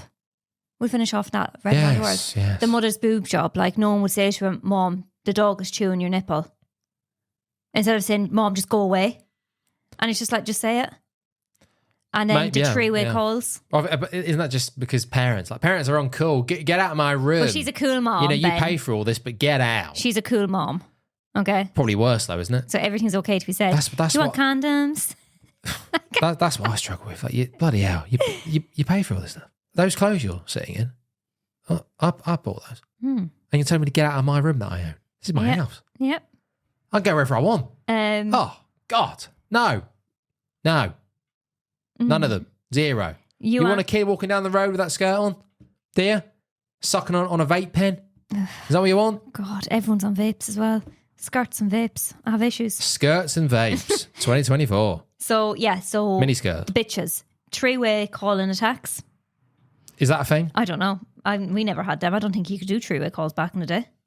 Well, this film's 20 years old now. Well, yeah. But, 20 years. yeah, true. Oh my God. Yeah, I don't think I did that. And Regina is a bitch. So, because she knew that Katie liked Aaron, she was trying to sabotage it, saying, just to let you know, she does like African voodoo on you and all of this, and then starts snogging him. Have you had that before? Any of your friends, have you liked the same gentleman and then there's been a bit of, scratching of the eyes or whatever? No. No? Nobody I'm sure that likes- must happen. Nobody likes you. No, what are we talking about? I'm joking. What do you mean? Back in the What's day? that about? Back in the That wasn't day? my question. Back in the day? Well, I'm sure they do, Fiona. Well, They just wouldn't admit it, would they? Nobody's fighting me now, Ben. Let's just put it that way. Call me. Yeah, I don't know. I can't remember. Oh, right. I doubt So it. maybe I then, don't know. maybe. But maybe when you're like 10. I fancy him and then who are you going to pick? Let's do the kiss chase or something. This is, they're obviously a bit older than this, but yeah, it must happens all the time, yeah. You were asking the question as well when we were watching the film, when did the Halloween outfits change? So when did it get to girls dressing up like sluts? The only time you get away with it is at Halloween, yeah. So when did that happen? No, I don't know. Because to me, I would dress up at least as a 20 scary years ago person. by the looks of it. I'm pretty sure I was still in a black bag until I was like 12. That right? Yeah. And a witch's hat. That was a style back then. Now you've got people dressed up as bunnies with no clothes on. And you're just like, what? Yeah, so yeah, I don't know. Maybe I just assumed that it was happening a lot later. The fact that this film's 20 years old, it was this was happening at least 20 years ago then. The whole slutty cat and everything. And this was before pictures went on Instagram. And the book. Maybe it started in around this time. You could still use this film today as you did 20 years ago with the bitchiness and all of that type of stuff. You could still the fashion's completely different, music, whatever. But for the bitchy element and the high school element is probably more significant now. But you could definitely use the same kind of, it really holds up. Well, it's, I imagine the newer years. one's probably just a bit more boring because people are on their phones and they've got to introduce the social media element. Yeah. It's like, we get it. So we just be bitchy over a tweet. Well, it's not even about being bitchy nowadays. It's probably a concept of bullying more so than anything else nowadays. Well, I'd say that's bullying, isn't it? Yeah. There's a lot of bullying going on in Mean Girls, I'd say. Yeah, well, yeah. You said here, hate Regina, but so desperate to be liked by her. So the whole group hates her. So Karen hates her. That's Gretchen, what old Katie. and KJ. They all hate her. What's the but irony, they want isn't to be it? liked by her so much. That's the irony, isn't it? Yeah. It's fear, isn't it? Fear, and they just... Well, it's because someone who's like that can literally spread a rumour, and that's it. That's her reputation toast. I suppose you get that a lot, don't you? Peer pressure. You want to be liked, don't you? You might... The head of the pack. You think, she's unbearable. She's disgusting, but... It's cooler to be part of the gang, to be part of the group. It's better to be in than out. You get some credibility, I suppose. It's not good. What did you think of Regina working out on the bed with the dumbbell, Ben? Yeah, not good. Yeah. Was it like a one arm press? Excuse me. Yeah, not a fan. Not quite sure. What size weights were they? Low. Very low. At least I think I can do better at than least that. get another one. Yeah, not getting lots of range of motion on the bed with the one arm press, Fiona. To get a nice bit of stretch on the chest. Oh yes. If you're doing a floor press, it's You're not out of good. shot, Ben. Can't see it. Well, a floor press, you need some more range of motion. So Yes. if you're doing a floor press, you're going to, maybe about there. You want to get stretch. Oh yes. To maximise hypertrophy of the muscle, you want to get that stretch. Oh gosh. Okay. Okay? Yes. And if you're doing it from the floor, not as much stretch, you can create yourself a deficit. So you can bring your feet up and then bring your hips up, bring your bum up, create yourself a little deficit.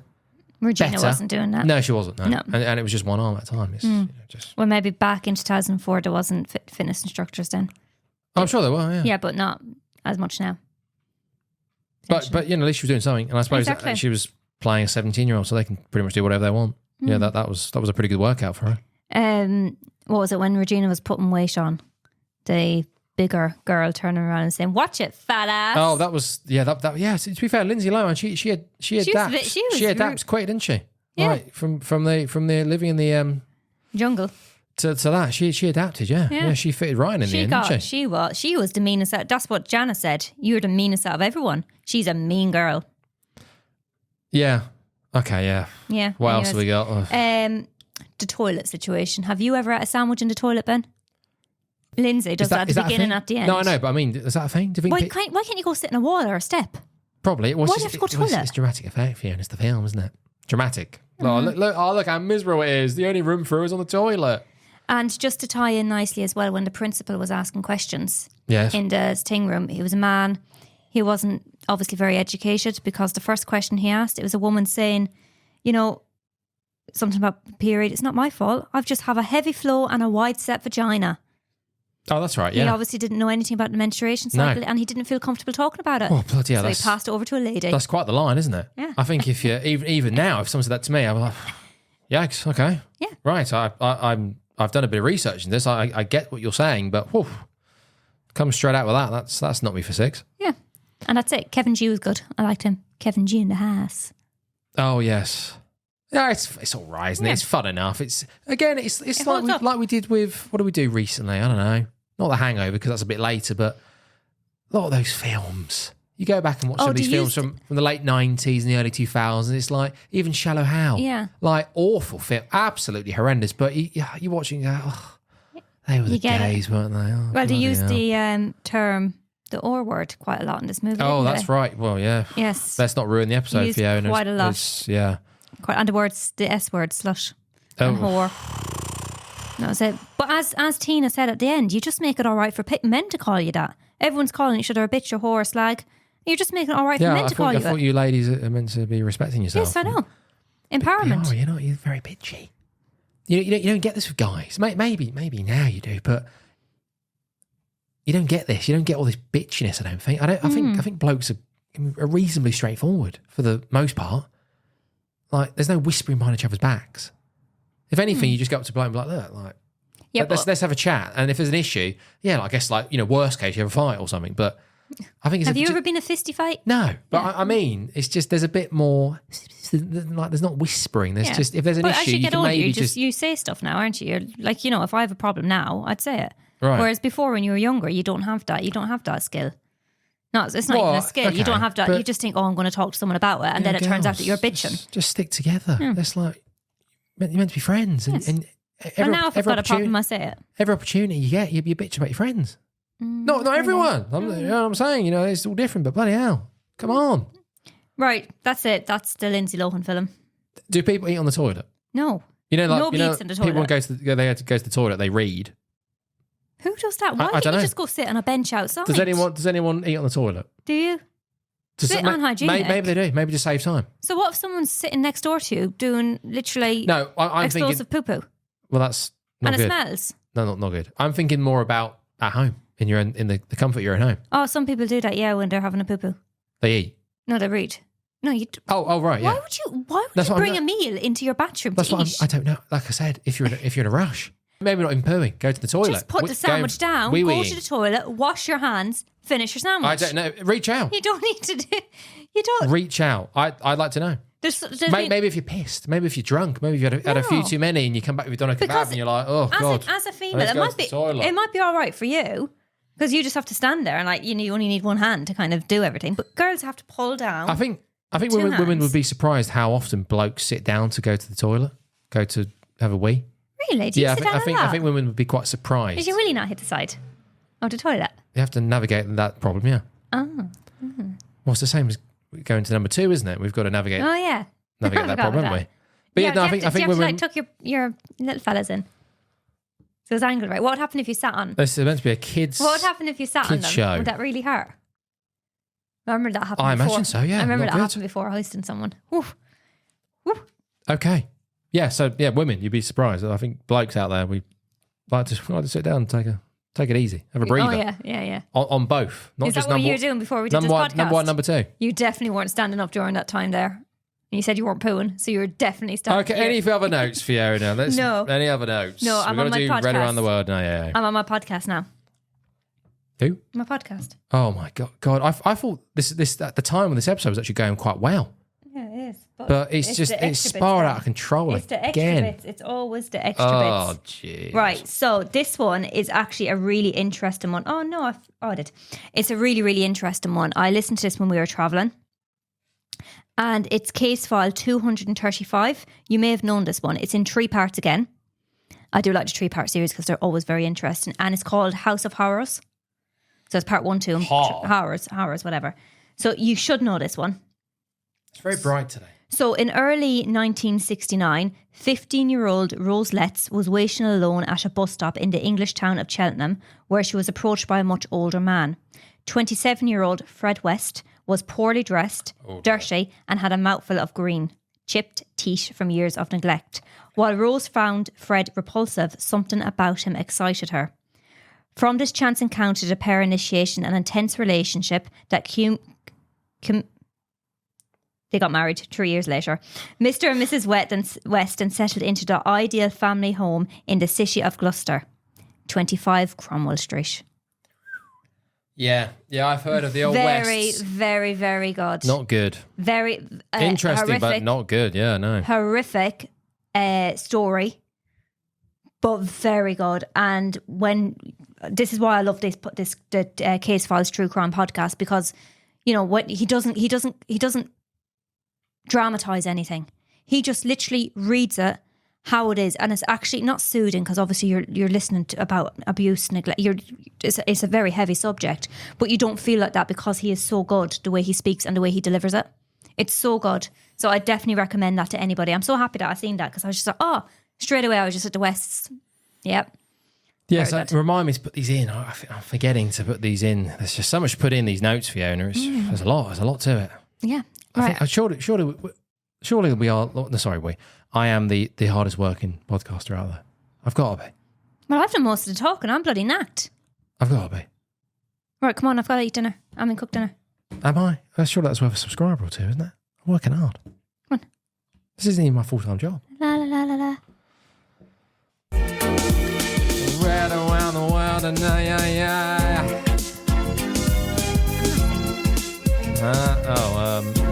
He didn't read around the I world can today. find my baby. Oh, God. He didn't read around the world, guys. Just to let you know. I think there's some episodes where I didn't even sing last time. Oh, I forgot just to do pressed my. play and I I was forgot just to like, do my. Can you put the case files thing on that? Because I'm only ever going to do case files, ever.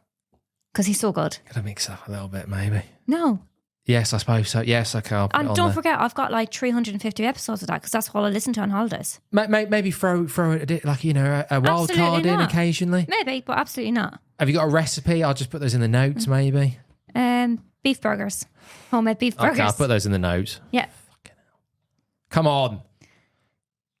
Read around the world, and I read around the world. Lots of reading. So much reading. This is from traveling. I never explain it. This is from traveling. When I was traveling, I was reading a lot. Just get to the point. What you got to remember, the people I just stumbled upon this might be their first episode. Okay. I do quotes. I do motivational stuff. It's just thoughts, random thoughts. But And today you're going to do myths. the quotes are always here. I've just got to. I've not picked them out. I'm just going to go through just some random ones. The author Esther Hicks on Living Well. If all you did was just look for things to appreciate, you would live a joyously spectacular life. I have to say, that just went in one ear and literally out the other. I am so sorry. What do you mean that? It just went in and out. It's disgusting. It didn't register. It did not register one bit for me. Could you read it again, please? No, I'm not reading it again. It's clearly wasted on you, isn't it? So they would have heard it. I'm not wasting my time, literally Fiona. just went in one and out the other. I don't know what happened. Of course it did. I don't know what happened. Wasting my time. I could pretend and say, yes, I listened to it, but I just didn't. You can create a lot of meaning in your own life by helping someone else do something that is meaningful to them. Oh, I like that one. I listened to that one. Oh, thanks. That's a good one. In the words of Alain de Botton. Who? Alain Botton. Okay. In the words of Alain de Botton, a philosopher and social critic, if one felt successful, there'd be so little incentive to be successful. Ah, that's a real tinker, isn't it? It's very simple. Hey, Alain, I'm there. Bloody hell. Say that again. If one felt successful, there'd be so little incentive to be successful. That's really good. I know it is, yeah. That should be. You should say that in the pond this week. That's a really good one. Okay. That's a really good one. I like that one. Thanks, Could you read Fiona. the first one to me? Because I feel as though I'm missing out. No. No, not worth my time. I'm so sorry. I feel Absolutely tension. not. I feel a bit of tension here. Yeah, it's disgusting, isn't it? Yeah, but it's my cognitive abilities Yeah, because I'm on my flow. I've just read that. I've just read that to you, and you've gone, wow, that's groundbreaking. It's not groundbreaking. Remember the article It's that I very read to you a good. couple of weeks ago? That was groundbreaking. Yeah, it's all pretty good stuff, That was isn't all it? good. So maybe appreciate it a bit more. Yeah, anyways, thank Yeah. you for listening. Well, surely there's one more somewhere. Oh, right. Okay, he's still going. The sunk cost fallacy. I think we've done that a few You've done times, the haven't we? sunk cost fallacy Yeah. loads of Well, times. I'm just going over random. But Ben, just leave it at that because you've done one very good one. Well, that was only 2, wasn't it? That was 3, but I wasn't listening to the first one. Right. Fine.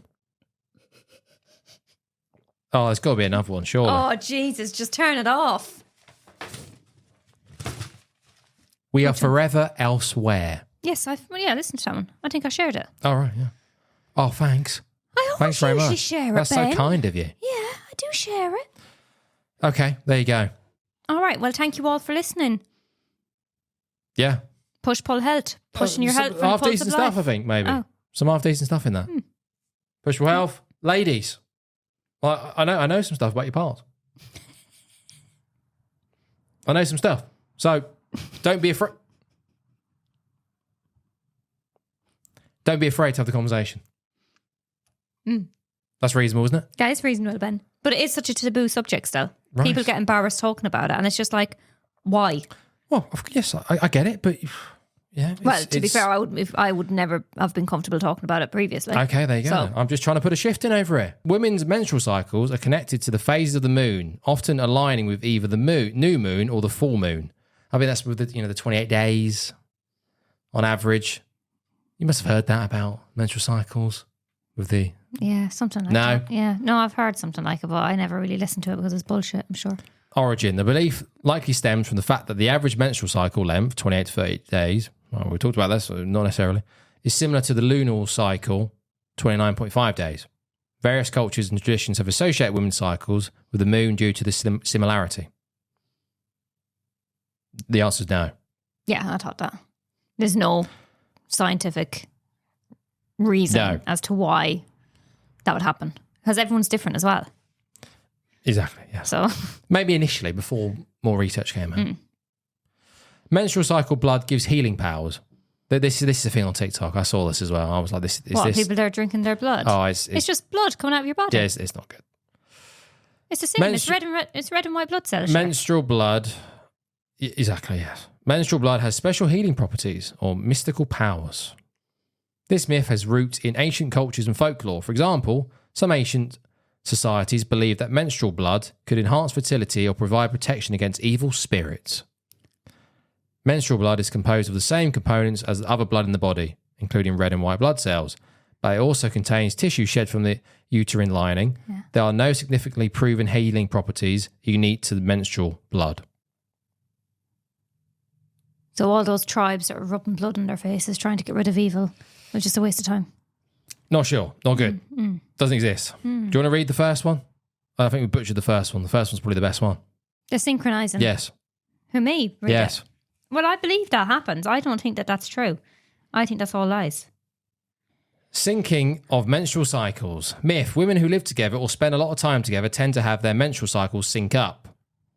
Origin. This idea gained popularity from a 1971 study by Martha McClintock, which suggested that women living in close proximity could experience synchronized menstrual cycles due to pheromones. I'm pretty sure pheromones aren't a thing. I don't think the body actually produces pheromones. I mean, that's a myth in itself. This myth is true. I don't think it is pheromone. It is true. It is true because when I was living with my friends, we all had the same cycle on the same date and we all were moody together in the house. It was like literally a war zone. Okay. So absolutely not. I think that's just chance. No, it's not because we were all on different cycles before that. But there's, according to the studies here, Fiona, so subsequent studies have produced mixed results. I want to see those studies. I want them on this table. There's no conclusive evidence that menstrual synchrony is a real thing. That's not true. That is not true. I mean, that was just a coincidence, Fiona, unfortunately. No. This is according to the studies. No. So, okay, there we go. So, and people to follow. Jen Gunter, she's pretty good. Pretty good.